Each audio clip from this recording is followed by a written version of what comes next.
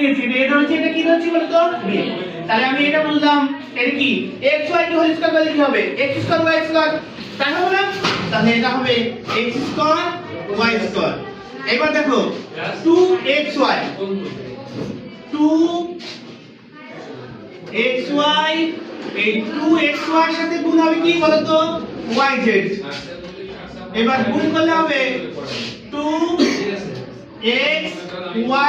দেখো তো বুঝতে পারছ কিনা 2x y স্কয়ার আছে দুইটা, তাহলে y স্কয়ার হবে 2x y স্কয়ার z, তাই না? তাহলে এখানে আসবে 2x y স্কয়ার কি বলো তো z। এবার এর সাথে 2 গুণ x, 2 গুণ xy, 2 গুণ xy মাইনাস হবে হলো zx, তাই না?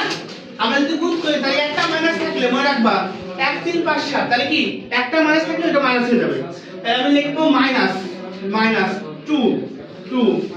এবার হচ্ছে x আছে, এখানে x আছে, x আছে, তাহলে x স্কয়ার y z। দেখো তো বুঝতে পারছো কিনা, x আছে এখানে x আছে, তাহলে x স্কয়ার, y এখানে একটা আছে আর z একটা আছে, বুঝতেছেন সবাই?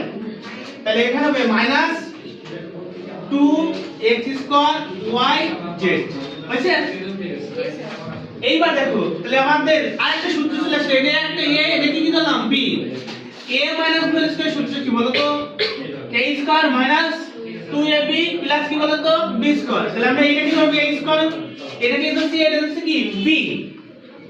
তাহলে yz এটা কি a square minus 2ab plus b square, ঠিক আছে?